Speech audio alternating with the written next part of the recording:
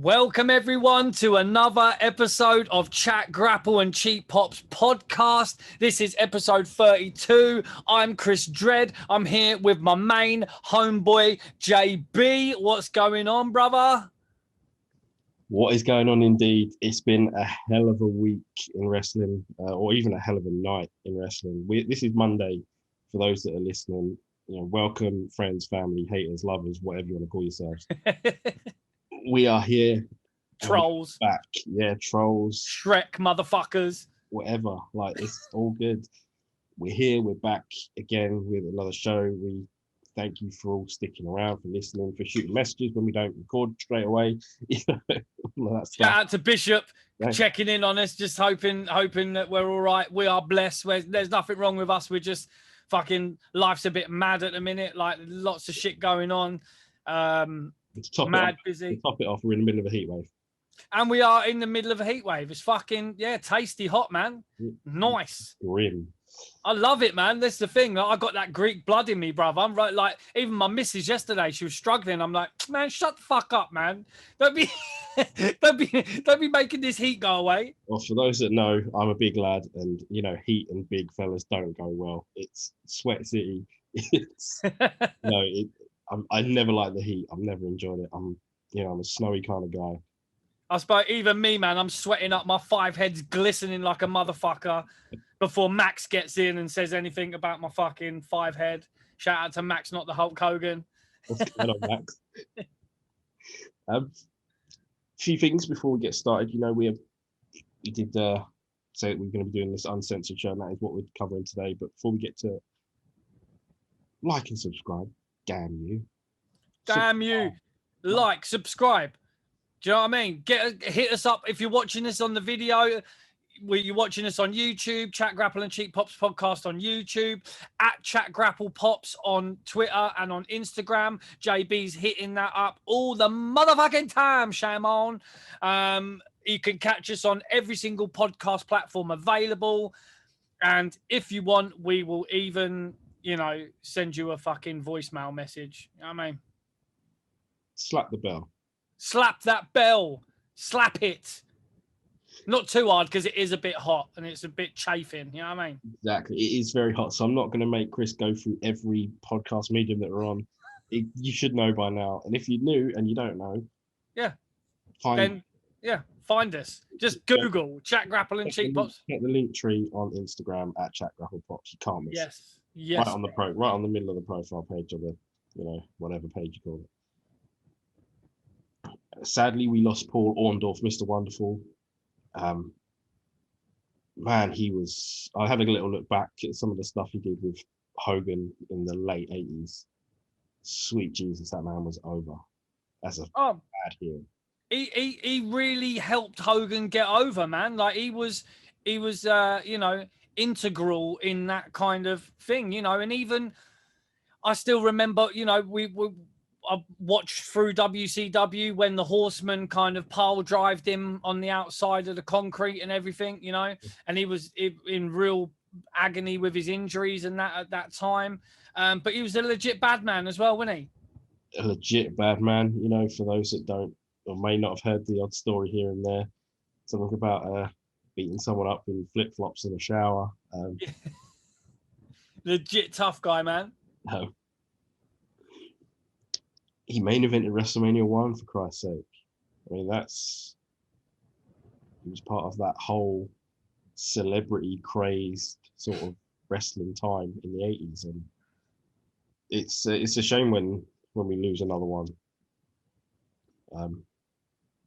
That's shout out to, they call him Mr. Wonderful. It's just fantastic, coming out with the fucking, when he had the new song and everything, Bobby Heenan just playing it up. Just great stuff, man. The heat he had in WCW when they would call him Paula. Oh, fantastic. Like a madman. It was amazing stuff. I know you, Chris, you wanted to talk about someone else that passed away this weekend? Mr. Bismarcky passed away, man. Fucking great rapper, fantastic fella. Just a Friend will forever be an absolute banger. It's a hell of a song. It's just a quality track. Shout out to Biz Markie, man.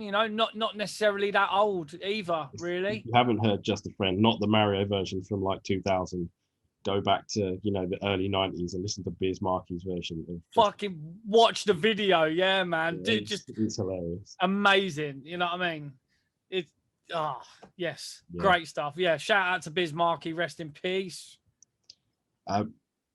Slammiversary was on Saturday. Like I said, we are Monday at the minute. Slammiversary was on Saturday. It had a lot of surprises, to the point where they were no longer surprises when the next one came along. That's just my take. It's not necessarily Chris's, but I say it's only a surprise if you do it once. Yeah, they've dug in the I don't know if Dixie Carter money never runs out, does it? You know what I mean? Bankrolling it still.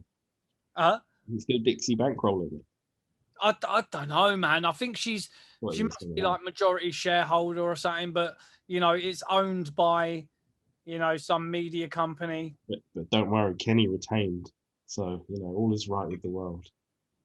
Again, I'm getting more pissed off as the weeks and days go by. Like, it's not, I promised I wouldn't set him off early, but you've done it. But Impact Wrestling, they did get, it was quite for them, it was quite good views wise, I suppose. But I doubt that has anything to do with Kenny Omega. To be fair, it might have a little bit to do with it, but I still think, it needs someone in Impact to have that title. Well, I don't know why they don't give it to fucking my man, the big fella. Big Cass. He's 7 foot tall. You can't teach that, Mr. Morrison. Just give fucking Omega the big boot.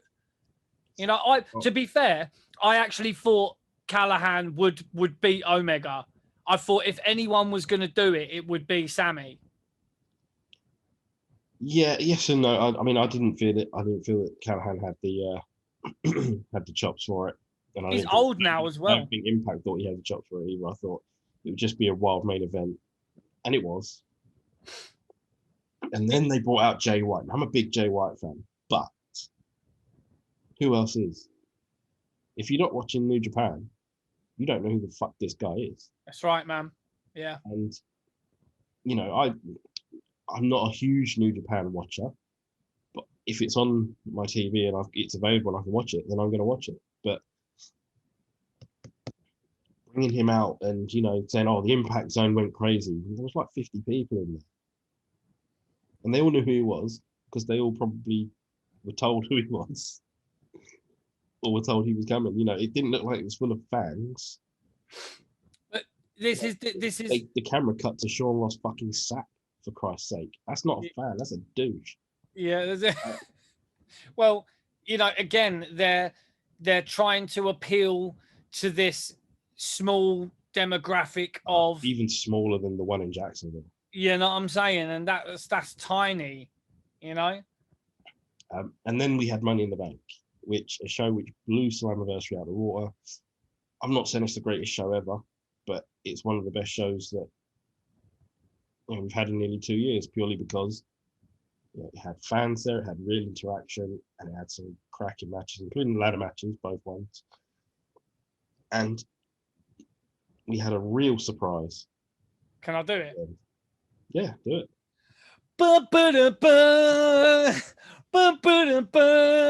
Like people. A real mark out moment. It was a mark out moment. And I've seen a lot of AEW fans bitching online about it. It's like, motherfuckers, you ain't even got anyone close to Cena, a draw like Cena. How can you be bitching? Like, if you're a fan of wrestling, you had to have enjoyed it. I don't give a shit. All these fucking Jacksonville jackoffs, like they just, that's my new term for them. The old Jacksonville jackoffs. Yeah. If you're a fan of wrestling, you've got to enjoy good wrestling when you see it, and you've got to have enjoyed that pop for Cena. You've got to, fuck. It was and I said this earlier online. I said it was like that 1990 Hogan return level of pop. bigger than your Road Warrior pops, bigger than, it's not something I want to say out loud, but it's bigger than an Austin pop. I mean, some of those Austin pops were massive. But it's because people are hungry for that shit now. That like people are, are thirsty. You get me? Like, people haven't been out. People haven't been at the shows. That live atmosphere, and it was the perfect time to bring someone in like that, man. Perfect time. It was. Fucking the roof done popped off, blood. It did. It was a long, sustained pop. Cena getting in Roman's face. It's SummerSlam's going to be big. It's going to be huge. It's going to be in Vegas. It's going to be a party. Yeah, man. What who do you reckon they're going to bring fucking Goldberg back for a little freeway? Yeah, the rumblings are that Goldberg's going to be challenging Bobby Lashley, and could we care less? No. Nah, I think they've done. SmackDown's the A show at the minute. Yeah, they've gone to that well too many times, I think. Yeah, and that's probably about as quick as we need as a wrap up on what's been going on, because our DeLorean has been waiting patiently. It's been parked up. We've been waiting to hit 88 miles per hour to head to the Tupelo Coliseum in Tupelo, Mississippi. Oh, yeah. The home of place on earth. The birthplace of Elvis. I mean, is that a claim? Like, apparently, no, but they mentioned it quite a few times in the show. That it was the birthplace of Elvis. I mean, could have been. I don't know. Shit. Hertfordshire is the birthplace of me. That's right. It's actually not the birthplace of me, though. They should put it on their signs leading in. Twinned with Tupelo Coliseum, Mississippi. Oh yeah. Twinned with parts unknown.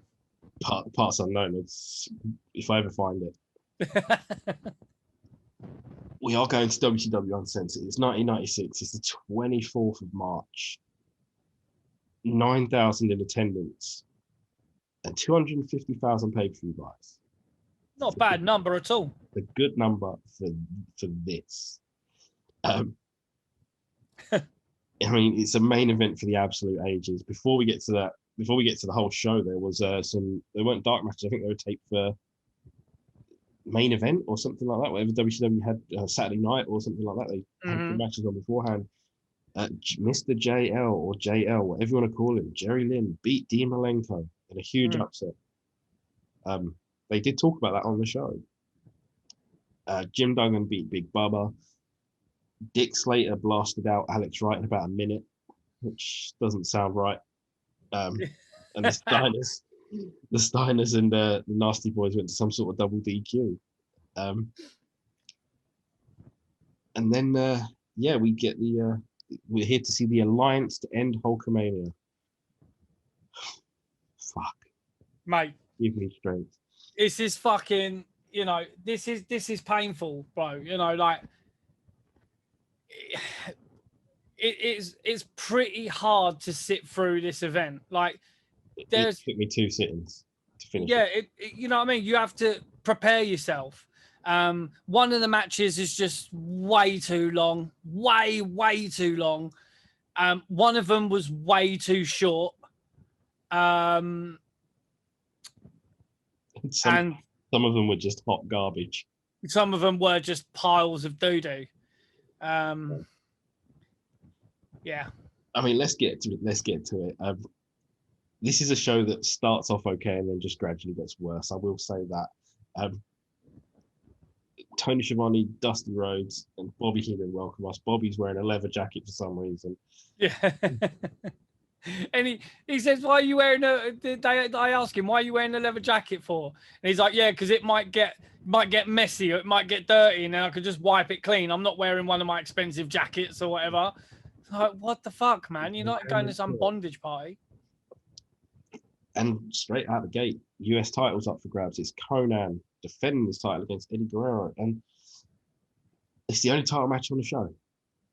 Yeah, which is a weird one. I mean, to get 250,000 buys on pay-per-view for only one title match and not even be the main title And that's something I'm going to talk about later, is their heavyweight title, because it is absolutely abused in this match, on this night. Whoever wrote it or wrote this whole show on the main event should be fucking ashamed. Yeah, But because there's title shots the next night on Nitro. I think it's rating popping. Let's be honest. Yeah, they're doing an AEW popping for ratings. But yeah, Jordan's on the old Lucasade. I almost lost my Lucasade there because Chris made a joke. I'm actually on the Posh Pop. Have you ever had any of that, Fentman's? Sorry, I thought it said fentanyl then. I thought you was on something else. No, the old Posh Pop, as we call it.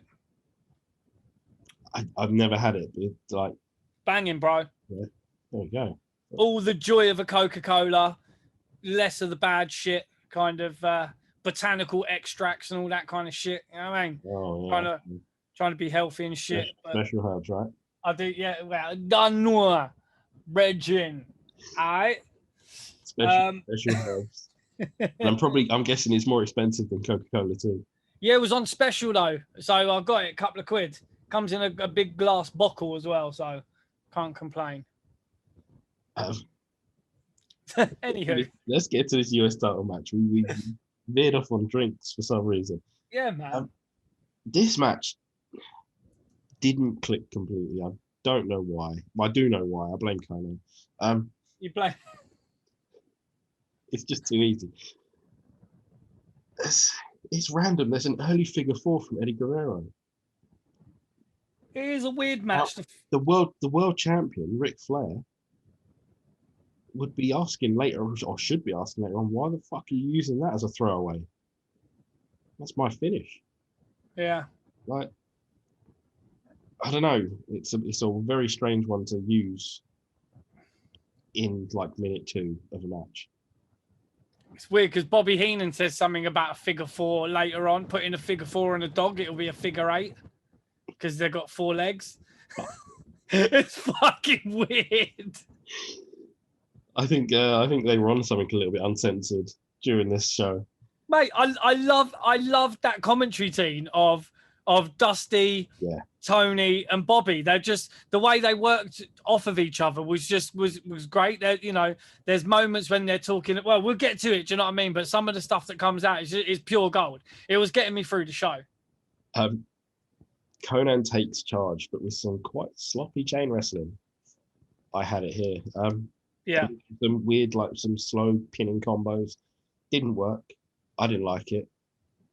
However, the heel hook / knee bar thing was pretty good. Yeah, man, it looked pretty cinched in. Do you know what I mean? It was pretty good. But I'm hot take here. I'm not a huge fan of the Mexican / Japanese arm drags. I fucking hate them. The weird kind of. Well, all of them. All of them. They just don't look. They just look too contrived. They don't look. Okay. You know, like a decent arm drag. You know, like it actually is like a judo move. Do you know what I mean? It's like you pop the hip, you flip someone over. You know, because I love a good hip toss as well. I love a good arm drag and I love a good hip toss. But these I'm gonna bleep the word hip. So yeah. So I'm just not a fan of the weird Mexican ones. You know, sometimes where you had the midget matches. Yes. You're allowed to call it midgets or just small people. But the minis. Yeah. The mini luchas. Yes. Like they used to do a lot of the old the Mexican arm drags and stuff, and it just looks like someone's doing like a forward roll. It doesn't. I'm not a fan. I just don't like it. Tumbling. A little bit too much like just tumbling. Yeah, it's just tumbling, bro. It's just shoulder rolls. You know what I mean? Oh, there's stories of shoulder rolls rolling through my head, but we'll get back to them. Man, you know them training days. Anyway. Like I said, the Boston, the heel hook knee bar just wasn't very smooth. It was nice, it was a good move, but it just wasn't. Once Eddie gets going and seems to step it up again, chain wrestling seems to look a lot better, look a lot smoother. Like smooth is not a word, is it? More smooth. It just seemed a lot a lot better in my, my head anyway. Because with that, with Dusty Rhodes calls Eddie, my homie Eddie Guerrero. my homie, yeah, it's so funny, man. He talks about trying to uncle him, when he's got him in that ankle lock. He's like trying to uncle him, like it's so funny because I think even Bobby says it's like he speaks a different language. Like Dusty Rhodes is, my missus loves Dusty. Every time she hears him, she's like Dusty Rhodes. You know what I mean? She just the way he talks and that is just it's gripping. It's great, man. Well, Dusty was the one that introduced us to Limo Rickshaw, so. 100%, bro. You know what I mean? Training down there in Mexico, in Tijuana. Yeah, this is just. I mean, this is the commentary gets out of control at times. I'll keep like chucking in quotes as we get them. It does, yeah. Eddie Guerrero, a pioneer of getting out of the way of a tope or a dive, just steps to the side. How novel! What a great idea. Yeah. Maybe don't all bunch in the same area so you can get dived on. You could just step to the side. Move out of the way. Yeah. Eddie does do a nice thing. He comes off the top to the outside and he looks like he really hurts himself. Kind of, he lands on his knees and kind of bends backwards and he looks like he hurts himself a bit. Bobby says that Dusty just wants a bowl of Eddie Guerrero's chili. Yeah, that's right. And he's like, damn right. He agrees. Eddie, hits his own tope. And here's the thing again, I've got to go back to it. It's done quickly. Nobody gets a chance to stand around. No. That's the whole fucking point. It has to be done quickly, so no one's just standing there with their arms out looking like a dickhead. That's right. And I hate to get Larry this early. And you know me, I'm not usually one with the F's and the Jeffs and the whatnots, but yeah, I'm topes and people standing around waiting to catch someone. Fuck that. Just do it quickly. Look like that one of Owen Hart and Ted DiBiase, like quickly, effective. And Bret Hart and Hakushi. Yeah, again. You know what I'm saying? All stuff on the shows that we spoke about that you can go back and check. That's right. On YouTube or anywhere else you get your podcasts. Very long rest hold, man. Like I got to be honest, I think Conan was probably blown. You blaming Conan? Yeah, he did. He seemed like he was at times. Maybe Eddie was moving too quick. Maybe Conan moving too slow. It looked like he was trying to shuffle through toffee at times, and it just looked like Eddie had more of a spring in his step. Conan was way more muscular back then as well. Yeah. Who knows? I'm not a doctor. I'm not a scientist. Yeah, I mean, Conan was definitely I have a take on a Ryko Pro winner today, but. Oh yeah, no, you got yeah, same. Later on, there's a really nice sit-out powerbomb for a 2 count. It's actually a sit-down razor's edge. Yeah, more like a razor's edge, like because he has him under the arms and that. Yeah, it's like a sit-down razor's edge. I fucking love that. That was love all that. Really well done. Yeah, maybe that was a little bit of a spoiler to who's coming soon. Yeah. Maybe it might have been that in there. Little nod. To a friend. And this is where it gets weird. Conan does botch a suicide dive. And then we get an accidental, apparently, nut shot. It was weird. I've watched it. Like I say, I've seen this pay-per-view like over a handful of times over the years, and recently I've watched it as well a few times. So it's weird where Eddie kind of tries to do like a leapfrog or something, or it's weird where basically they run together and it's like a headbutt nut shot. Either way, it's strange. It's weird. It's a proper weird finish. Doesn't look like it should win the match. No. Eddie then refuses K-Dog, as I'm referring to him as. K-Dog was way further into the 90s. Conan's help. Not a great finish, but there we go. We get a CompuServe. That is a relic. CompuServe online chat plug for internet chatter. in internet chat, you know, go they were like, go on there and type this in, and then you'll be able to chat to all the you know, the wrestlers. And they had like the Giant there sitting there just typing, you know, they had Captain Insano like on the old computer. He looked like he was showing absolutely no mercy on that computer. Absolutely no mercy. It's weird. 96, man. That was a time of the internet. It was a weird time. That was just chat rooms and fucking, you know, weird shit. Like E-Bombs World and like fucking. I'm not sure I know what that is, but Oh. I'll have to explain it to me sometime. This one's a tough one. Now, I was sitting watching this in my living room, and my lovely wife was not really paying attention, but was in the room too. And this interview, she gave me one word for it, and I had to write it down: predatory. Predatory. Yeah. Colonel Rob Parker and Dick Slater. And yeah, there were some comments that were a little bit predatory, knowing full well that he's wrestling a woman on this show. I actually really like this interview. Oh man, I don't know, like I thought it was funny. And you got to remember it's 96 and it's a different time. And also you got to remember that the pre-story to this was Alundra Blaze, aka Medusa, ruined Colonel Robert Parker's wedding with the sensational Queen Sherry Martel previously. And he's pissed off, obviously. Sherry was pissed off. But I'm not sure why Sherry didn't wrestle. Is she even with the company at this point? Well, I mean, she was the manager of Harlem Heat. Yeah. And not again at this point either. Yeah, and basically she went back to WWF, didn't she? Or had she just left there? Not in 96, no, I don't think so. Weren't she with a Heartbreak Kid? That was earlier, weren't it? Wow, it's going back. 94? 92, I think.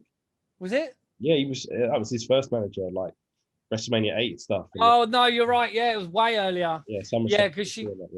Yeah, so I mean, yes, but it wasn't that long ago to this previously that basically Sherry was involved in the angle with Colonel Parker, and basically she was supposed to be managing Harlem Heat, and she ended up going missing, and he was turning up, and they were like, you know, snuggling at the side of the ring and watching stuff and kissing and all this shit.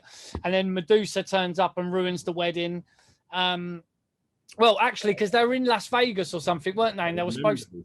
I don't remember them ruining any weddings. I must have missed that. No, so basically, Colonel Robert Parker and Sensational Sherry were due to get married on a show. It was one of the previous pay-per-views. And basically, Colonel Parker he's done his bollocks in the casino and lost a load of money. And he was asking to borrow money off people so he could, like, off his family members or whoever, some people. So then he could do this wedding. And then basically he said to her, oh, look, you know, I've lost his money, but we'll do this, this, and this. And then, and then Medusa jumps out of a car and beats the fuck out of Sherry and ruins the wedding. Wow. So that was the angle. That's how we got to this point. But Medusa, we know, you know, famously turned up on WCW TV with the WWF belt, chucked it in the dustbin. Did wonders for her career, that dude. Oh, yeah, no, it was great stuff. But she was a cracking wrestler. She came from the Japanese dojos. We heard from our interview with Sonny Ono. Shout out to Sonny. He was saying that, you know, you couldn't get much better than Alundra Blaze at that time. That's why they had to get the Japanese girls in, because none of the American girls really could work with her as stiff and tight as she was, and that she ended up wrestling blokes. Speaking of Sonny Ono, you can catch our interview with Sonny Ono, as well as our 2-hour kick-ass interview with Chris Hamrick. Yep.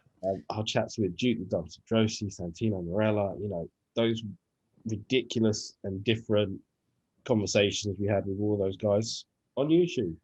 Check them out, man. Chat Grapple and Cheap Pops podcast. Go and subscribe. Touch the fucking bell. We get the random names that, you just can't find anywhere else. That's right.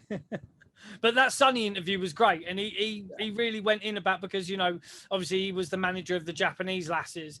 And there was some good matches that he was involved with Alondra Blaze and that later on in the 90s.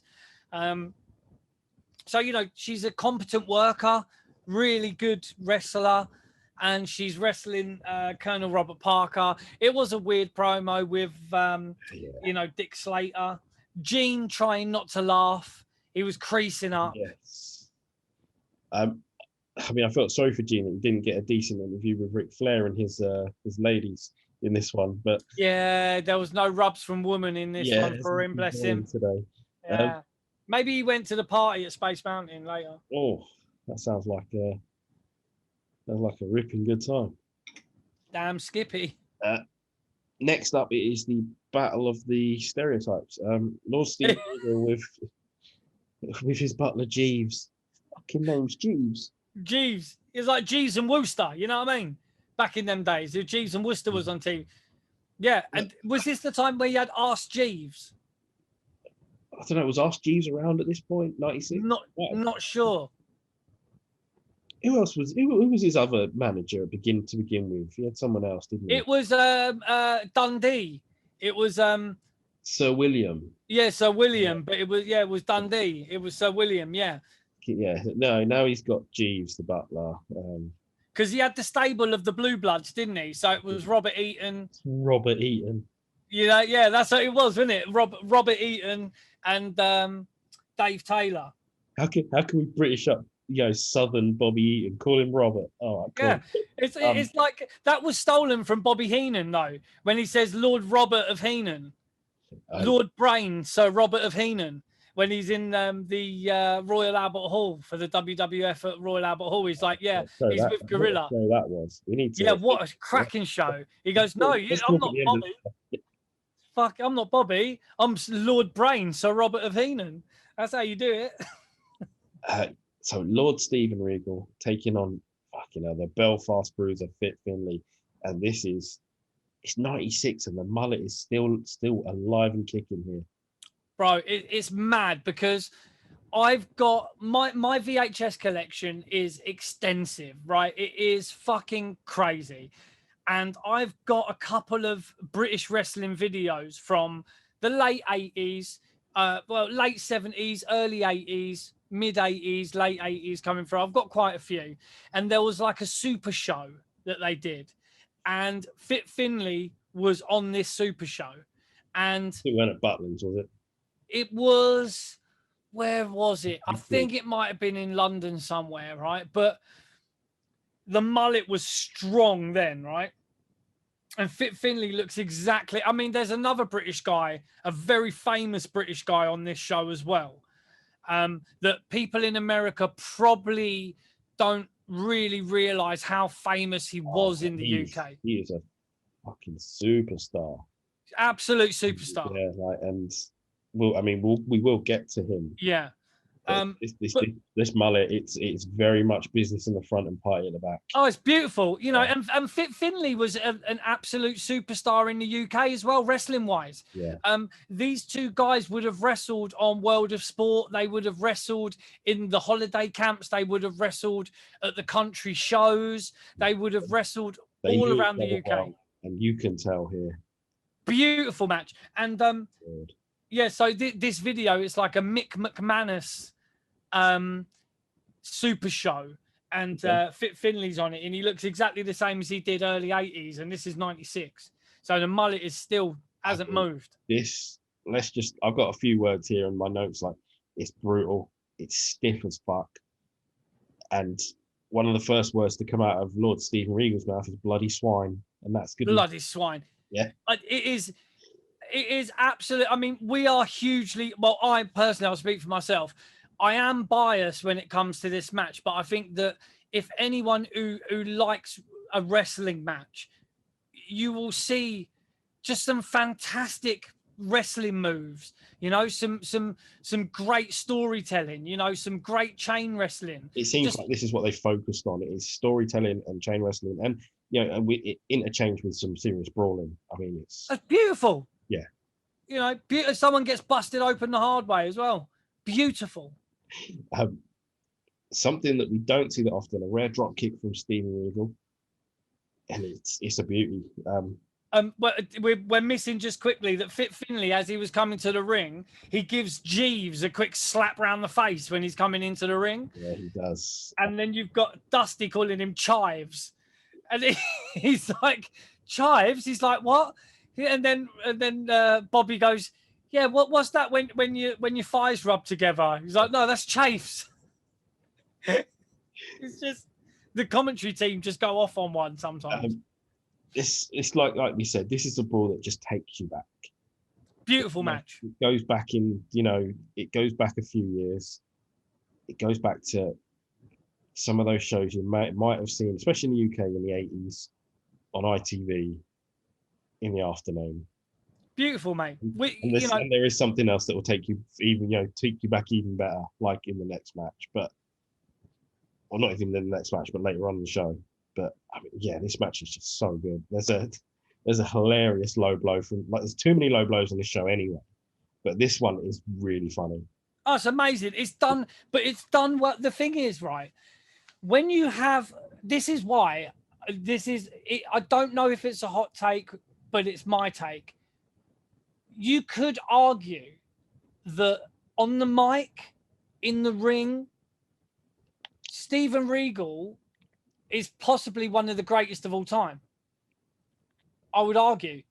He is, for work rate, technical ability, on the stick, even the fact that he was so good at comedy and making people hate him as a heel, that people overlooked how good he was for a short time, really, how good he was really in the ring. He was, for me, he's one of the greatest of all time. Yeah,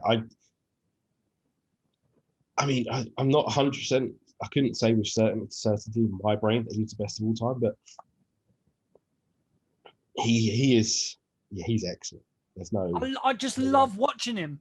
If we're talking about takes and hot takes and Chris's takes and my takes, your takes, I've got to give a quick shout out to Bishop at the Terrible Wrestling Takes podcast. You know, I've been listening to his show last few weeks. Like, he had a couple of Q&As which are really good. Definitely go and check them out. I also love the fact that he still shouts out that we are his most listened to podcast, the one that we were on.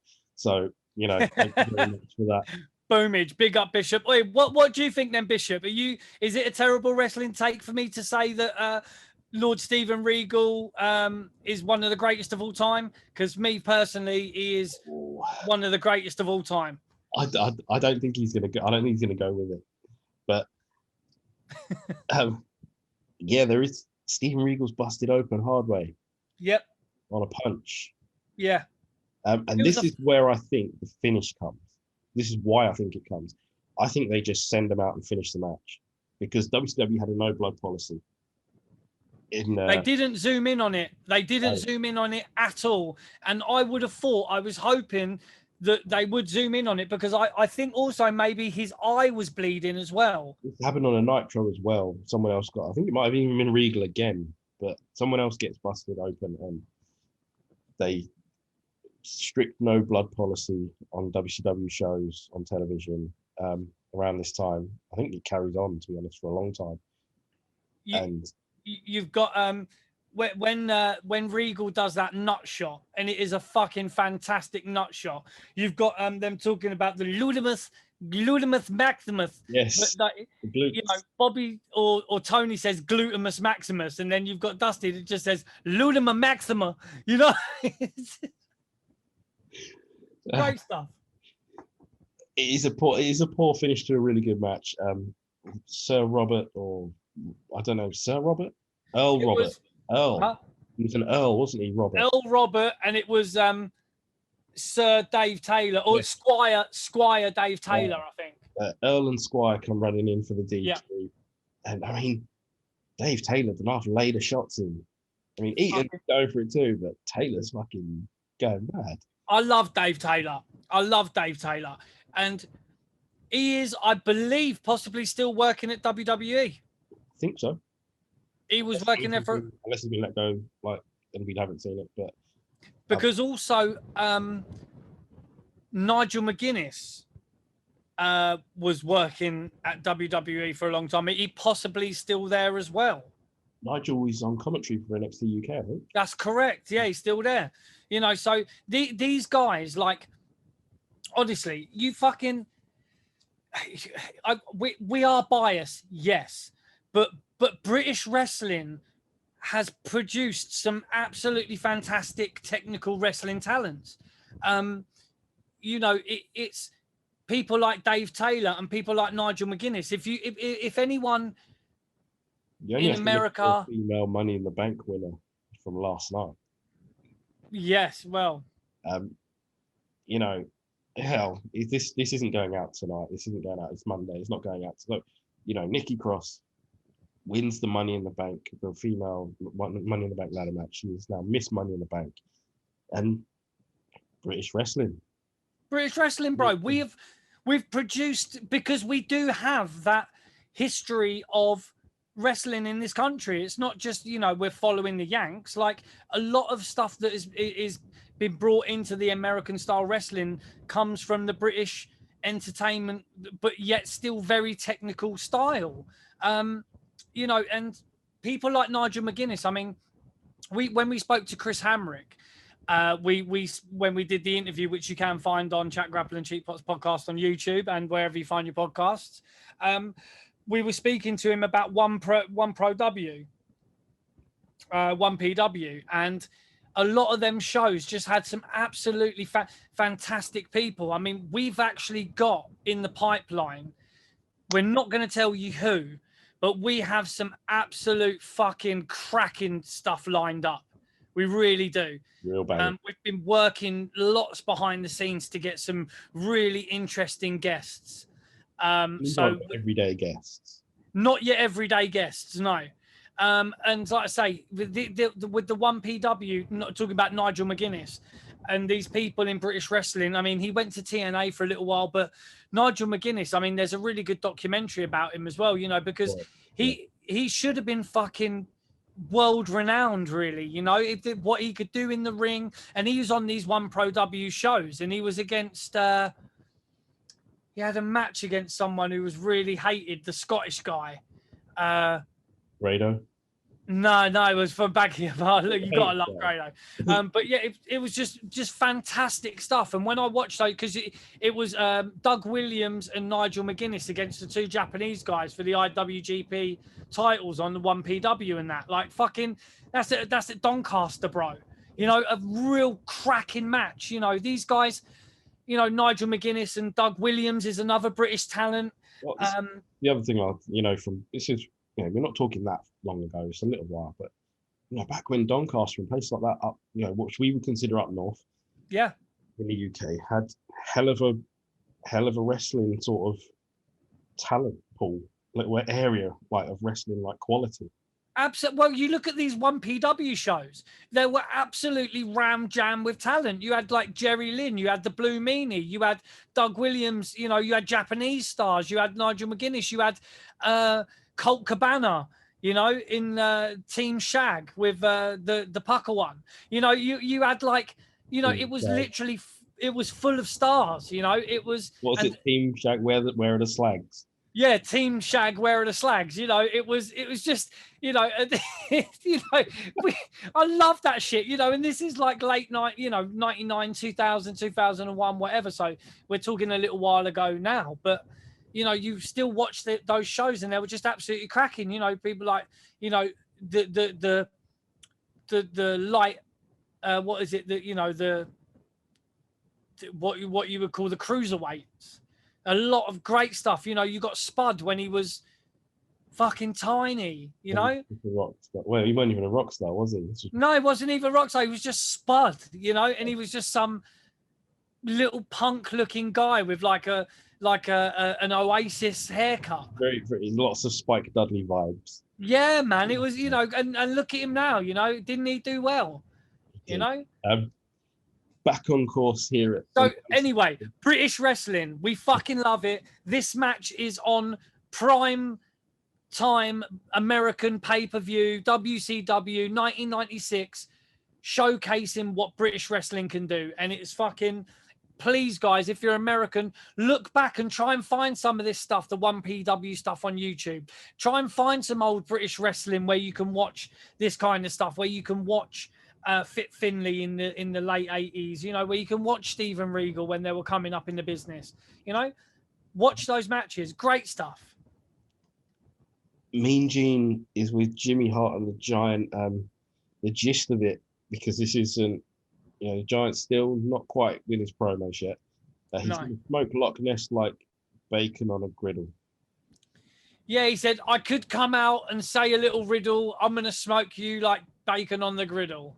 Yeah. And it's like, fuck, man. You're not like, he's trying to be John Cena and shit. Like, he also says that Ric Flair's next because inexplicably, that's tough for me to say. The match between the Giant and Loch Ness is a #1 contenders match. That's how close we were to having, you know, Loch Ness in a title match. yeah, it's nuts, man, because that title match, so it's a #1 contenders match, and the title match is going to be the following night on Nitro.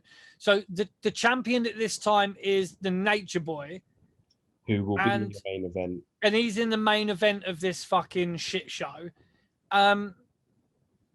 So it's just very weird the way it's set out, because you had Loch Ness, who was supposed to be, it was supposed to be Lex Luger, I think. Yes, Luger was meant to be in the tag title. That's right. Yes. Tag team match. Yes. Oh man, there's so much to go from on this, isn't there? Like Loch Ness was meant to be in the main event. Loch Ness was pulled from the main event. Luger was put in. They're not going to tag Loch Ness with Sting. He, in another way, is going to take on the Giant. And it was Jimmy Hart, that little fucking weasel, Jimmy Hart. It's after a hotline plug. Yes. Loch Ness is with Mean Gene, and it's a shock of a promo, isn't it? It's they disrespected Giant Haystacks. This is Loch Ness, aka Giant Haystacks, is an absolute legend of British wrestling. He is. I can't. Who would you say he's equal to in American terms? I mean, he was fucking bigger than he was the number one. He was a joint #1 star. So he would be like Randy Savage and Hogan. Kind of. I mean, in those terms, probably. Like if you were really like looking to just trying to get someone to understand it like as casual as can be. Yeah. It'd be your Savage and Hogan, or I mean you couldn't say Hogan and Pipe or something like that, but Big Daddy played Hogan. Let's be honest. That's right. Yeah, it was. His biggest feud, his never-ending feud with Giant Haystacks, aka Loch Ness. It was Big Daddy and Giant Haystacks. I think you had some old ladies in the front row of some of those matches going fight forever. Mate, honestly, yeah, forever. It literally Loch Ness, aka Giant Haystacks, is like it was the top draw for about 20 years. Let's move on to this next match because it is. They disrespected him, bro. I'm not having it, bro. I saw Giant Haystacks live plenty of times when I was a kid, and when you're a kid and you see like Big Daddy and you see like Giant Haystacks, these guys are like mountains, bro. Like I'm nearly 40 years old. I remember seeing them. 750 pounds or something. Oh my God, yeah, 600. When you've got Yokozuna, who's billed at 500 pounds, and then they're saying he's 700 pounds. Yeah, like I've got that written down here. It's like 700 pounds my ass. Yeah. Let's move on because next up it's Colonel Rob Parker against Medusa in agenda thing. And Dusty Rhodes loses it because they lock up. Absolutely loses it. Yeah, they're locking up. You know, it was like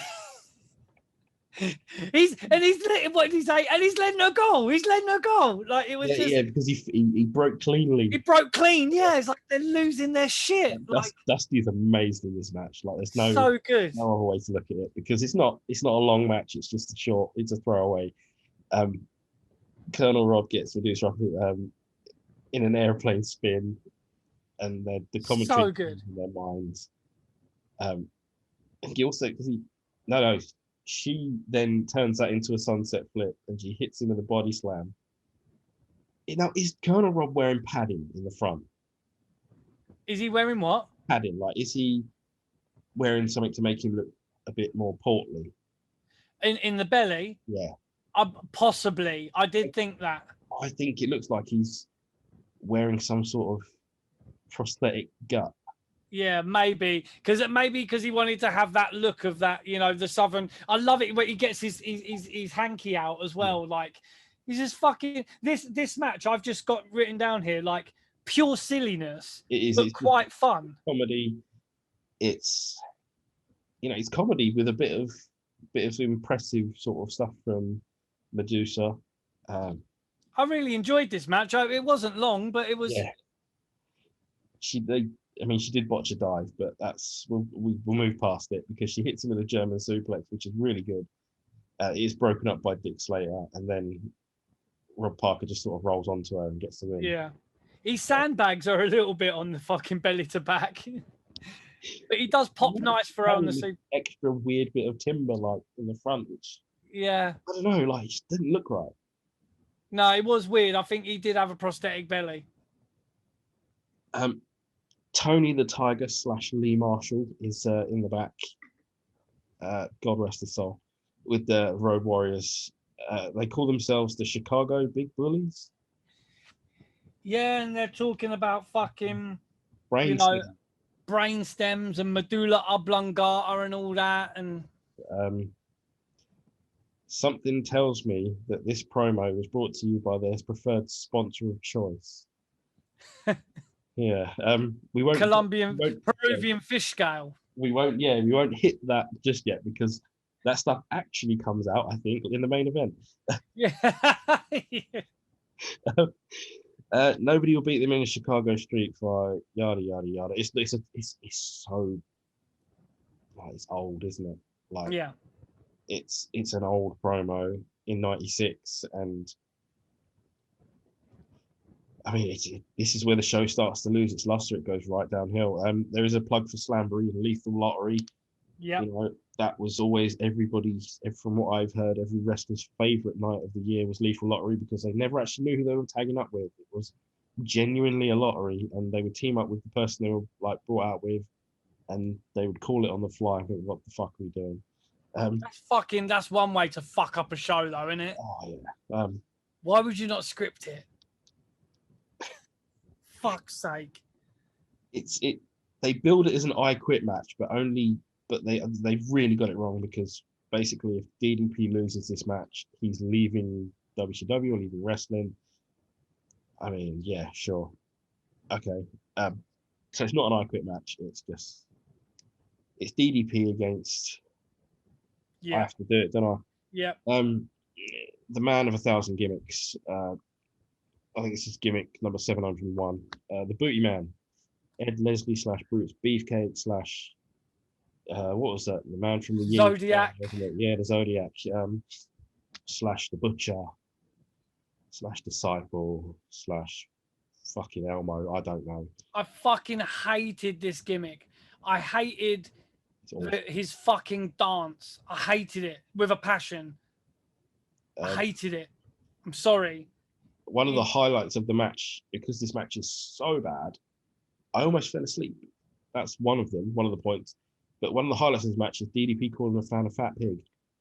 Yeah, he did it. He did it quite a bit as well. Yeah, it's great. I have literally no notes on this because it fucking sucked. Oh, it was fucking dog shit. Kimberly turns up at some point. I've written down Zs or Zs if you want to call them in America. I've written down 4 Zs in a row because I got so tired. And then Kimberly arrives at ringside, yeah. to cheer on the Booty Man. And they mentioned, because the initial feud that DDP was involved with Kimberly was to do with excuse me, me posh pop is coming up, with Johnny B. Bad, and he fucked off to WWF.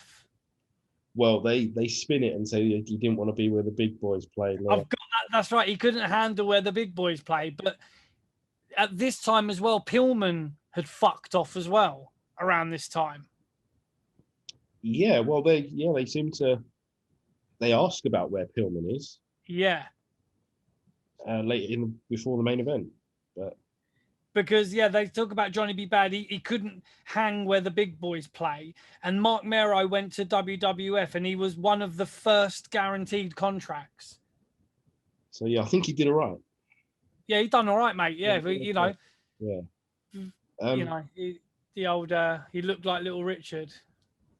Kimberly makes her way, or the Diamond Doll, or whatever you call her at this. No, the booty babe. Fucking hell, man. She was the booty babe here.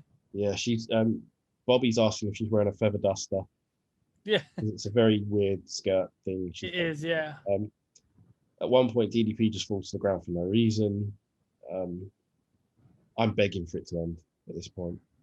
This was nowhere near the caliber of the matches that DDP was having with Johnny B. Bad. Oh man, the ones with Johnny B. Bad were good. They were, they kept you going. They kept you guessing. Like this is like, oh, I don't know, man. Like we're blaming the Booty Man.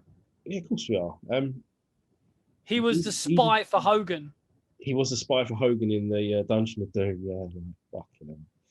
DDP plants a kiss on his wife, and she slaps him. It's not, they not acknowledge that she's his wife. Sorry. I just put DDP plants a kiss on Kimberly, and it's his wife. So like, sure. Yeah. She slaps him. Do I have to pull the finisher out? He calls it the high knee. The high knee, yeah. Get it? Yeah. Fuck off, man. I know, man. Trust me. And DDP is banished from wrestling because he loses to the Booty Man. So he gets banished from wrestling. I'm hoping he did okay because not much is mentioned of him after that, I think. Am I right? Maybe he started a yoga studio. Yeah, maybe. And then, the Booty Man plants a kiss on Kimberly. And I'm like, man, DDP should have launched one over and punched his lights out. Do you know what I mean? That's his gal, you get me? Yeah, no one told you to do that. Do the dance. Do the dance for your gal. Oh man, Mean Gene is with Jimmy Hart and Lex Luger. We see how quickly we skipped away from the Booty Man. Oh fucking A. Jimmy and Luger are actually going to part ways after this match, the main event. Gene suggests that Luger has bailed on Sting in Sting's match later on with the Road Warriors. And Luger's saying he's sort of watching out for this thing. It's a shit promo. It's terrible. It's like no one could be bothered. The best part of the promo was the Lex Luger jacket. Oh yes, the one that Jimmy gives to him. It's really cool jacket, to be honest. Fucking sick, mate. Yeah. Next up is our number one contenders match for the evening. And it is Loch Ness, 700 pounds.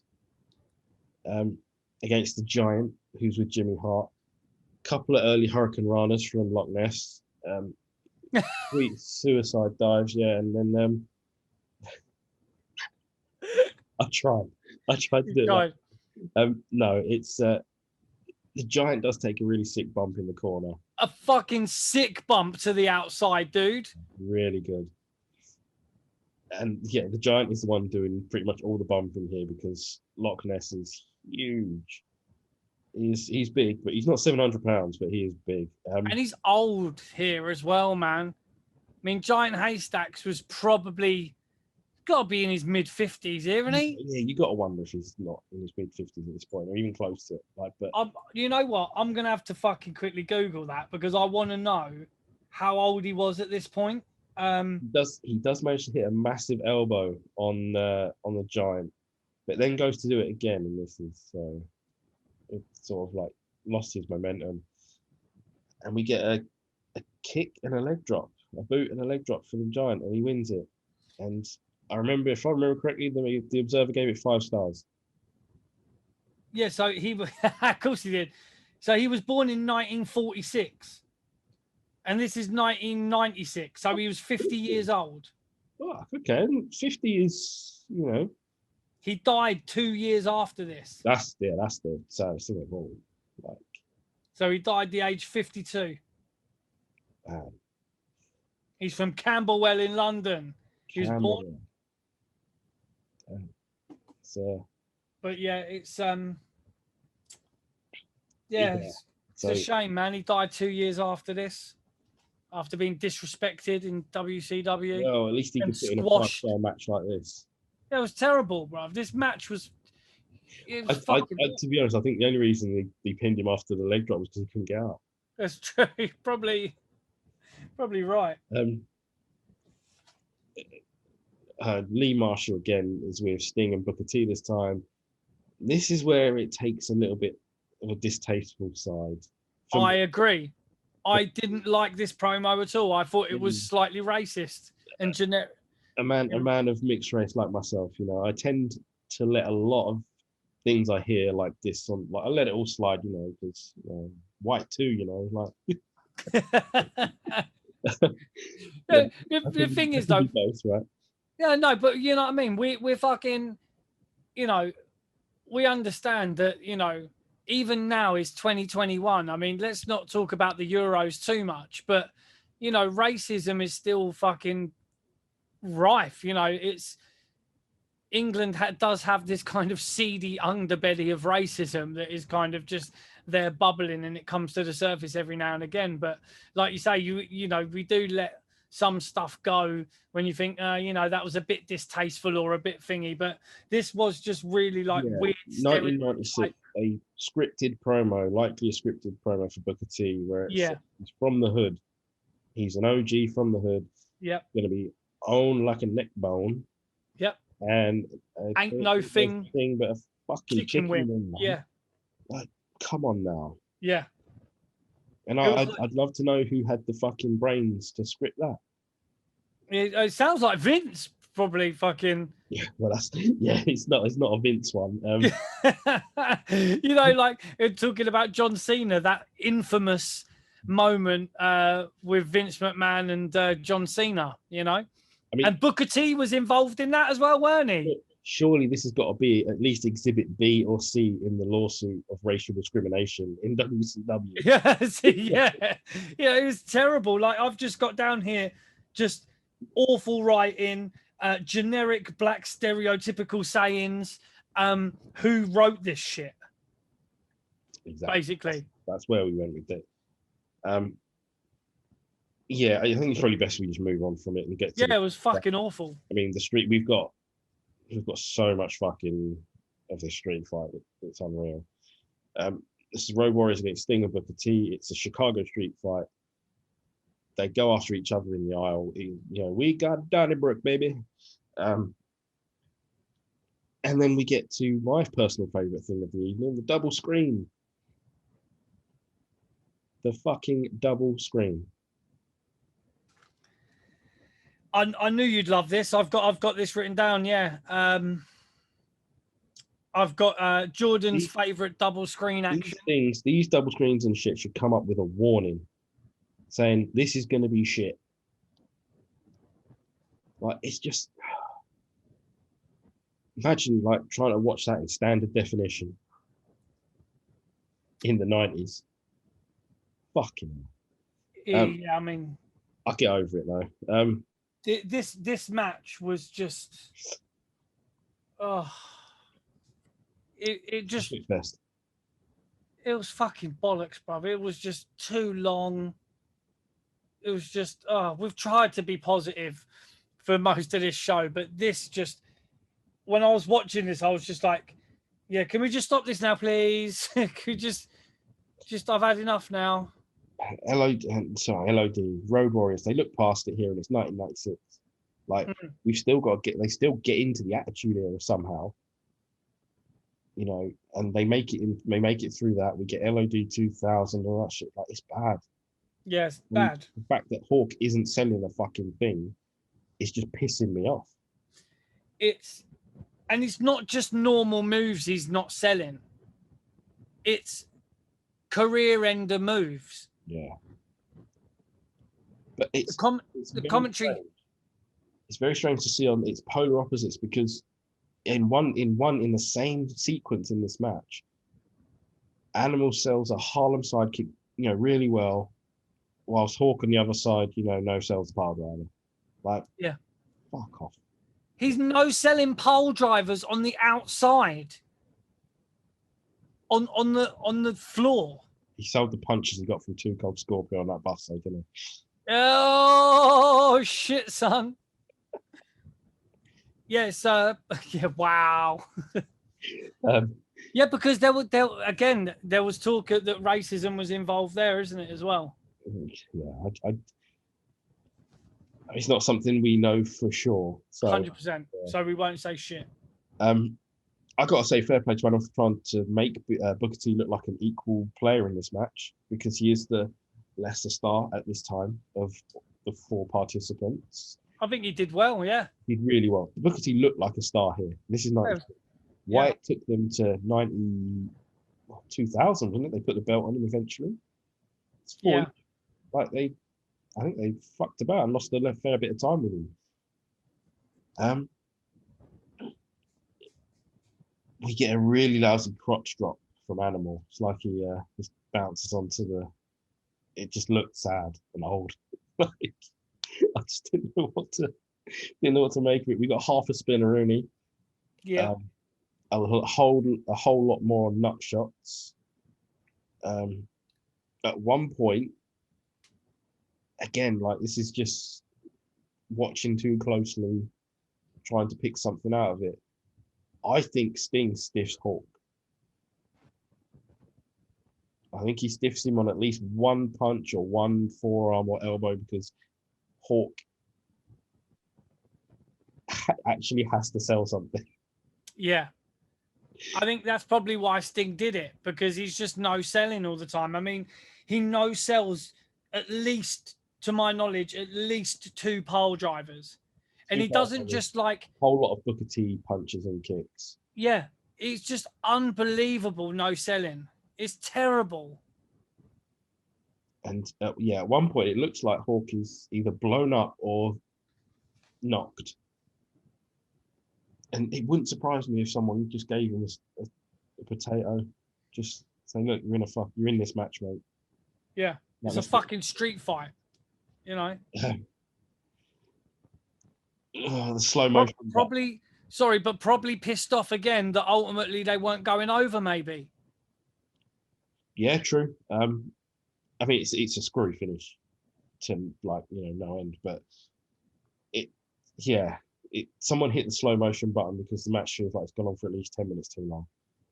At least, it's fucking. You do get a full spinneroonie from Booker T. Another nice. The Harlem sidekick is a beautiful move anyway.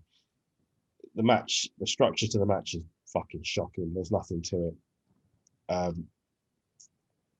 At this point, Hawk / John Wayne / Chuck Norris is annoying me, and I'm considering skipping it over. Like, I've not skipped many matches in our time talking about shows. I think I might have skipped one because it was just boring as sin.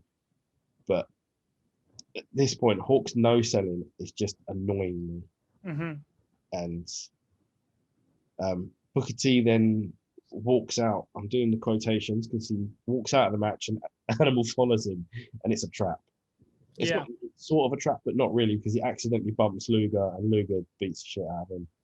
Well, because it plays into this weird storyline of Sting and Lex Luger are the champions. Yeah. They're the tag champions. They won it from Harlem Heat. Did they? I think Harlem Heat were the champions. Possibly, or yeah, because they were former 4-time champions. So they had the belts, they lost them, and then LOD came in and they wanted to be part of the title picture on your roster, but you're putting Road Warriors in this spot. Yeah, You know, so you've got that thing. So whoever wins this match is in the number one contenders for the title shot. So if Oh, so yeah, no, I get you. Yeah. Right, so if I was lost for a second. yeah, so if the Road Warriors win, they get a title shot against Luger and Sting. And if Sting and Booker T win, then Harlem Heat get their title shot. So yeah, so Booker T, oh, I'm yawning just thinking about this fucking match. So yeah, so Booker T goes out the back, he's wandering off. He's had enough, but like you say, it was a trap. Animal follows him. Animal ends up bumping Luger, who's out the back. Luger starts laying into him, and then who else turns up? Stevie Ray. Stevie Ray. Oh yeah, Stevie Ray gets stuck in to join the beatdown of Animal. They cuff him or tape him up to piping or something in the middle of the room, like whatever it is. And then Stevie Ray also makes it down to the ring to wipe out Hawk. Yeah, Hawk with a chair. Yeah. And Booker T and Sting win it. It's awful. It's hideous. It's disgusting. It's way too long. I mean, fair play to anyone who's going to go back and watch that after listening to us talk about it. But yeah, better people than we are. I've never watched it again. Well, to be honest, it's worth watching even just to see Sting stiffing Hawk and see the terrible no selling. You know, here it is. It took 3 people to beat Hawk. Yeah. Like, why does he get that Hulk Hogan role? Why is he, John Cena? Why is he fucking Superman? Like, maybe that's who Kenny Omega's trying to model himself on. The Unbeatable. Don't get me started on him. I know, sorry, man. The rules are explained for the cage match. Fuck. Here we go, baby. It's the big one. It is the main event. It's this is so Hell in the Cell. The first Hell in the Cell was Undertaker versus Shawn Michaels. What year was that? 96, 97. Yeah. So this was pre Hell in the Cell. It was pre Hell in the Cell. You're right. But this is something. This is what Hell in the Cell threw up. Like yeah. Hell in a Cell got sick. Someone with a real like mental capacity of like a radiator or some sort of inanimate object came up with Hell in a Cell. This is what it would look like. Well, I mean, because WCW in the early 90s, where they had the Chamber of Horrors, that Chamber of Horrors cage actually looked like Hell in a Cell. I would have preferred if they'd have used Chamber of Horrors in this match. Wow. Chair in the middle of the fucking ring. Yeah. Man, this is, and you have to excuse us because it's just as ridiculous to us as it will be to you when we explain it. This is the Doomsday Cage. It is 3 tiers or 3 layers of cake. I don't fucking know. It's 8 versus 2. Yeah. But not just any 2. No. The Mega Powers, baby. The Mega Powers. Michael Buffer is here. I'm not even sure if he knew the rules. He's here to get his check. Yeah, that's it, man. He just wants to get his check and just do his let's get ready to rumble. Here we go, because here it is. It's the Doomsday Cage, 8 versus 2. It's Ric Flair, our world champion, mind you, Ric Flair, Arn Anderson, Kevin Sullivan, Lex Luger, Ming, Barbarian, Z Gangster, and the Ultimate Solution. They had to change his name. Correct. Because some genius in WCW's office called him the Final Solution. And if you don't know what the Final Solution is, look it up. I don't want to explain it. Arctung, baby, Arctung. Yes. It's Ultimate Solution. But the Ultimate Solution, actually, we talk about him in a little bit because he's absolutely will. He wins something. They're also accompanied by a woman, Miss Elizabeth or Liz and Jimmy Hart. They're taking on the mega powers of Hogan and Macho Man. And they start in the top part of the cage. See, Chris is yawning again because I'm sorry. I'm just remembering watching this. They start in the top cage, the third part of the cage, the top bit, and it is going to be Ric Flair, Arn Anderson, the Taskmaster. Is it Taskmaster and Lex Luger? No, because they were on the bottom bit. Just Rick and Arn. Just Rick and Arn on the top. So you've got your world champion at the top, and you've got Arn Anderson, the enforcer, against Randy, Randall, and Terrence. I'll say this now: if you are going to go and watch this just for kicks, in this 8 versus 2 masterpiece wonder of a match, the lighting shit, bro, I've got that written down. To me, that's what made it probably the worst thing ever. At least if you could see what's going on. I'm surprised. Got the two at the bottom of the cage. Yeah, how could the crowd see what was going on? I would be pissed if I paid to watch this. Yeah. Even me watching it, even us watching it, we couldn't see what the fuck was going on. It's like a 90s disco. I'm considering demanding a few pennies back from the WWE for my network subscription. Yeah, man. Couldn't see shit. And here we go, because the Mega Powers have brought a bit of beak with them. They've brought a bit of beak with them. They're on the packet. They're on the packet. Why didn't we get a promo from them? No, I know. We knew that in their pocket. The promo would have been wild. That's right. They have a bit of mysterious powder. I'm pretty sure it's not salt. To throw in the eyes of, I think it's Rick and Arn. And they don't have to pin them to leave this cage. They just go through a trapdoor. Yeah, the old Colombian marching powder comes out.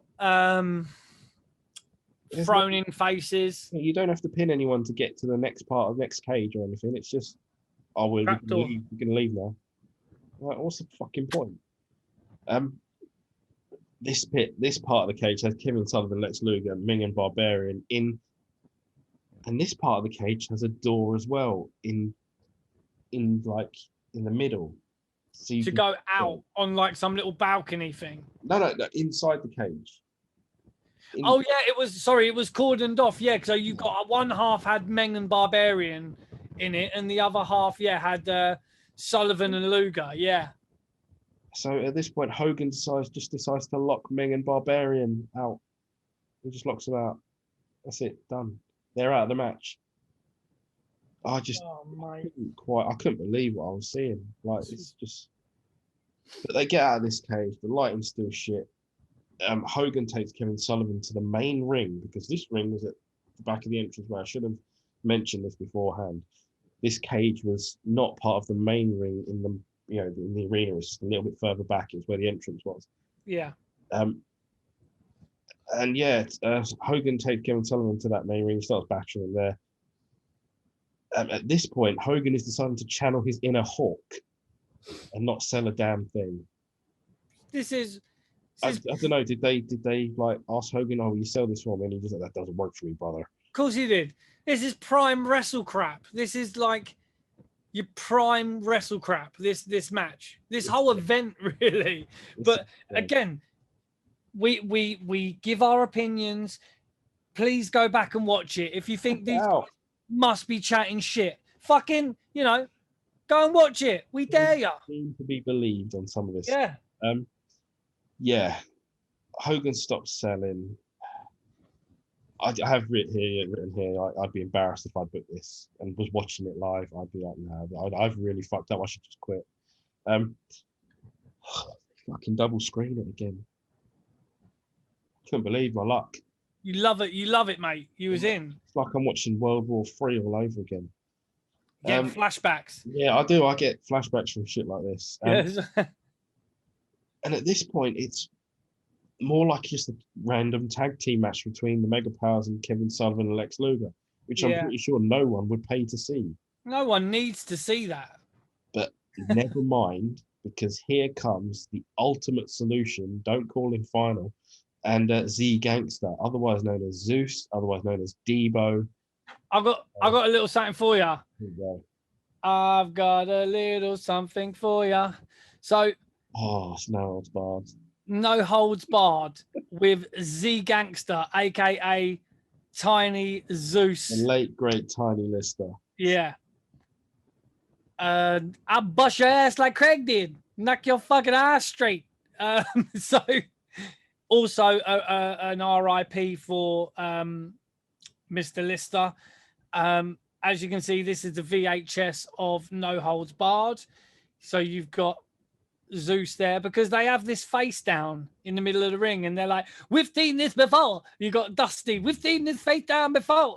It's like, yes. We saw this stare down in Noah's Bar. We also saw it at SummerSlam 89. Yeah. Like, right. That was 7 years before this. 96, bruv. Yeah, you know what I mean? Z Gangster just. Like, was anyone clamoring for a rematch? Like, were people in 89 or 90 or even 92 going, oh, I wish he'd have a rematch with Zeus? I really do. If it was actually Debo that turned up. That's my bike, punk. I would have preferred if Debo had turned up. I want to spend Rare's money. Yeah, I want to drink Rare's money. What up, Craig? What up, Smokey? The thing about this is that, sorry, I won't. I'm going to stop again because we're going to get on to the ultimate solution. Jeep Swenson, is it? Otherwise, yeah, Swenson. Yeah, he played Bane in one of the Batman films. He did, yeah. Not the most recent because poor Jeep has passed away, but he has got what a friend once told me, because there's different types of physiques in this world, and I used to work in a court and stuff like that, back in the day, long time ago. He's got what people call prison physique. Like he'd done a 5 to 10 stretch. That's right. Worked out the whole fucking time. Literally just been pushing them weights. Jesus, this is fucking hench. Yeah, he is our beyond obvious winner of the ICO Pro Award. Ta-da! It's not. I mean, yeah, like I said, he's since passed away, but fuck, his guy is massive. It looked like he could have picked Hogan up and just launched him into the crowd whenever he fucking felt like it. I mean, he died at just the tender age of 40. Yeah. It's but at this point as well, you realise that the fans are still into this. The live crowd are enjoying what they're seeing. Tupelo must be starved of good wrestling.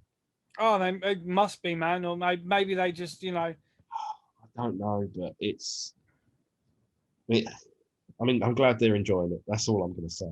I'm glad they enjoy it. They paid their money. They got to see that match in really shit light, and maybe they didn't know what was going on. But we are in technically what is called Cage 1. There was a ring at the bottom of this cage. Arn Anderson and Ric Flair return to help out Ultimate and Z, as we'll call them. It's Debo, bruv. Friday came out like 1994, 95. Fucking tag team. Yeah, man. It's fucking Debo, bruv. Debo and Bane would have been a much better name for that tag team than 100%. He should have come in as Debo on the fucking chopper. You know what I mean? And then for some reason, Savage spills his booger sugar in the corner. Yeah, he spilled his mysterious powder in the corner. Like, I don't know what was going on there, but it's weird. Yeah, you needed a little pick me up. If you thought we were getting upset and getting annoyed when we had a really boring Ed Leslie / Booty Man match to go through, the fun didn't stop. If you thought that that was in one sighting of him was enough, you were wrong, because we get another moment of stooginess from Ed Leslie, who brings frying pans into the match so that Hogan and Savage can use said frying pans and make this match just that much better. Fucking frying pans. You know what I mean? I mean, I can understand if it was a fucking skillet, a cast iron skillet, but no, he brings a frying pan with plastic fucking handles. Yeah. fucking cunt. You fucking. I got Iron Sheik shouting fucking bullshit in my head at the minute. Yeah, mate, you know. Fuck. You know. Even the ending is botched majorly. Lex Luger puts on this glove, this like almost like a Michael Jackson glove, but without his sparkles. They try and spin it. Oh, it's a weighted glove. It's not. It's just a gym glove. Like a latex glove. Yeah, it's like it's just a gym glove, man. It's like a weightlifting glove. one of his whacking off gloves. I don't know. Yeah. And yeah, Luger feints a punch. That's how I'm calling it. It's a feint because he doesn't throw the punch straight away. Savage ducks, and then Luger has to throw another punch to actually clock Ric Flair. Yeah, and he grabs his hair so he knows who he's got hold of. That's what it just looked so contrived. It was fucking terrible. It's just, and then Hogan and Savage look like they're going to just walk out the cage because they've forgotten to pin someone. That's right. That's right. Because they're like, yeah, they're going to just walk out the cage. And then he's like, oh shit, yeah, we got to fucking pin someone. Savage jumps in quick as a flash, pins the world champion. Of 8 people on that team, the world champion does the fucking job. I can't believe it. Like 8 people. Yeah. And one of them's Kevin Sullivan. That's what I was going to say. One of them's the Taskmaster. Just job him out. Like, why has Flair got to take the pin? Booker man, isn't it? I would be pissed if I was Flair. I'd be like, can't someone else do it? Like, seriously, you've got 7 other guys. Even Arn should have put his hand up. I was going to say even on, but you've got to protect your champion. But exactly. See, this is why we do this. We're only a couple of miles apart here, like literally, houses wise. Yeah. And we're thinking along the same thing. Protect your fucking champion. We haven't spoken about this. No, not at all. But we said it at the same fucking time. Yeah. Yeah. I mean, I know you're not going to job out. Bane, whatever solution or the gangster. I'm guessing they probably had more plans for him, but it didn't work that way. But you've jobbed your champion out. So it was. I mean, I'm pretty sure he drops the title to the Giant the next night. I believe, because the Giant was saying that's his title, because he did have the championship and he got screwed out of it. He fucking had to because he had no credibility after this. Yeah. Like. Oh, and I don't know. They the booth do their best. They plug Nitro, and we get the credits, and that's the show. And we'll end it with that they in a match with 8 people on one team. They jobbed the champion out, the world champion. Yeah, I think someone like Eric Bischoff or whoever else was booking it might have been Kevin Sullivan at the time. Yeah, has some answers. Should have some answers for someone on this. I beg the next bunch of people to interview Eric Bischoff, because a few of you have already. Ask him why the fuck Ric Flair chopped out in this match. Yeah. And not just, how did you get into wrestling? Like, we all know how it was. He was selling meat in Minneapolis, fucking hell. Ask him the real questions, like who the fuck booked fucking Uncensored 1996, and why the fuck was it Ric Flair that ended up doing the job when you got Kevin Sullivan, real Zeke Gangster, and the Final Solution on your fucking pay-per-view? God damn it! I don't know who called him the Final Solution to begin with. God, do you reckon? Just. Did nobody was there no sort of research and development on this? Like, I can just hear Cartman saying it, but Mom, I was just about to do a Final Solution. I can just hear Cartman just when you say it. Like, who the fuck, someone surely must have looked at that and go, you can't call him that. Like, surely someone would have said, whoa. Someone could have put their hand up and goes, hang on, fellas. Yeah. Wait a minute. I don't want to piss on your Weetabix here, boys, but you can't fucking call him that. Fuck. Like, yeah, what a show. Like, and again, if you don't believe us, please, if you've got the network, if you've got Peacock, which I heard was giving a lot of Americans some jip last night. Didn't have a problem here in the UK, just saying. Like, yeah. You know, have they actually put back the Broken Skull session with Kevin Nash now? They put it on the network on Sunday. They put it back on there because. So what did they cut out of it? I don't know if they cut anything. I just know that they shifted it around. They shifted a couple of things around. They what was it? There's a couple of things like the Nexus, that documentary. They pushed back the Luger Icons documentary, which like a lot of people are looking forward to. Yeah. I think the honest answer on it is that they want a better lead in, like a pay-per-view or something. And I mean, it's a bit wishy-washy, isn't it? But you know, that's just the way it is. I'm glad they can do what they want. Yeah, I mean, I'm glad they put the Kevin Nash Broken Skull session back on there, because I saw it on there and I was at work and I was going to watch it. I thought, no, I'll tell you what, I'll watch that later. Literally within hours, it was fucking gone. You can check it out like tonight if you want. Yeah, I'll probably bang it on work tomorrow. Yeah, I'm going to try and get a little listen on that, because Kevin Nash he's great to listen to. Oh yeah, I mean, you know, he you know, you can say what you want about Oz, but you know, welcome to Oz. Yeah, welcome to Oz. You know, it's like, you know, mate. Hopefully they talk about that, you know, and show a little clip of Kevin Sullivan with the monkey. You know, fucking yeah, dude. But yeah, that's the show. That was what we got to.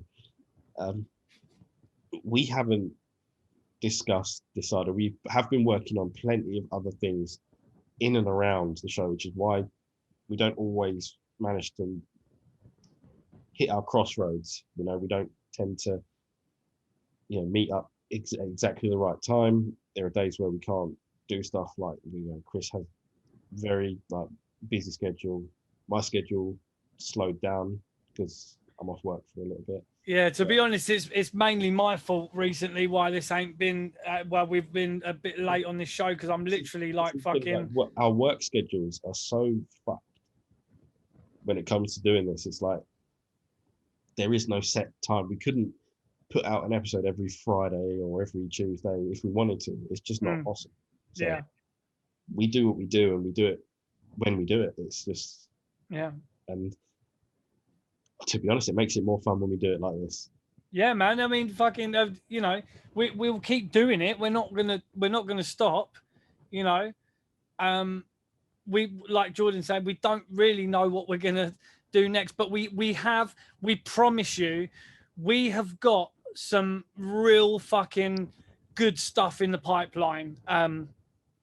Interview wise, like we try and stay away from.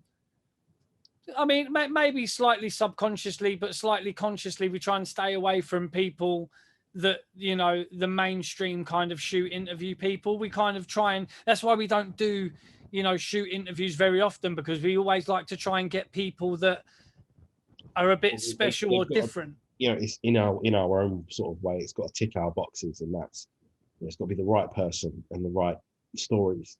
And yeah, if it's, you know, if it's someone that everyone spoke to, like, we don't, you know, we've heard it all. You know, chances are it's not going to be anything new.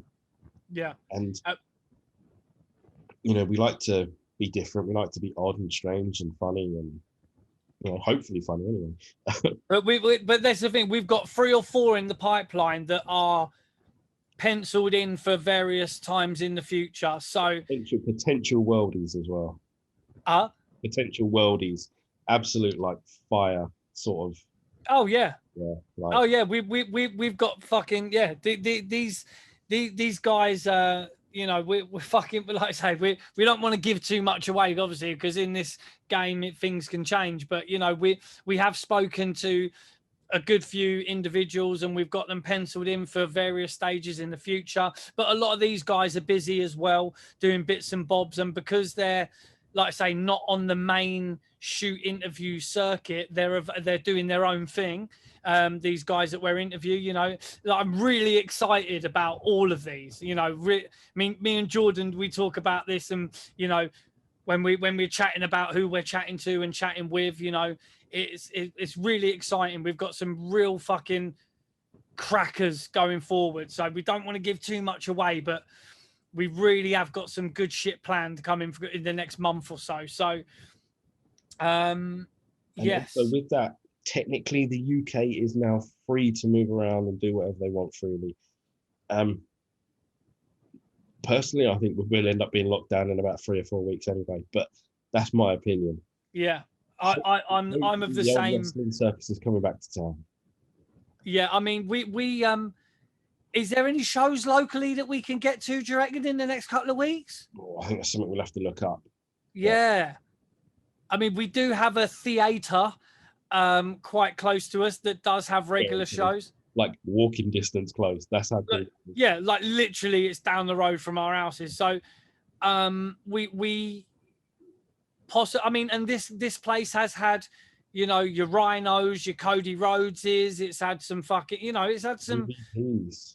Yeah, you know, it's had MVPs. It's had some stars in its day. It's had the old. So if there are some live wrestling shows going on, and you know, we do happen to make it there, and if you're listening to, you know, Hertfordshire's #1 wrestling podcast, get on #1. To that, and you see us, and you see the hoodies, and you see us in the t-shirts, come and say hello. Yeah, baby. Come and give us a high five. Do it. Tell us that you hate our show. I don't care. Just, you know, interaction is one of the greatest things in the world. So. Oh, we love it, man. This is why we do what we do I mean, Jordan is the man for Twitter. You know, he tweets like a bad man. You know, so we love that interaction. We love chatting with people, the banter, the bants, bruv. You know, so keep interacting with us on Instagram. The Facebook group is going off. Yeah. I mean, we really have got a lot of interaction on there. Yeah, welcome, you know, hello, whatever, to all those people on Facebook, who are following and liking that page. You know, by all means, check in, say hello, or, you know, tell us go fuck ourselves. Again, don't care.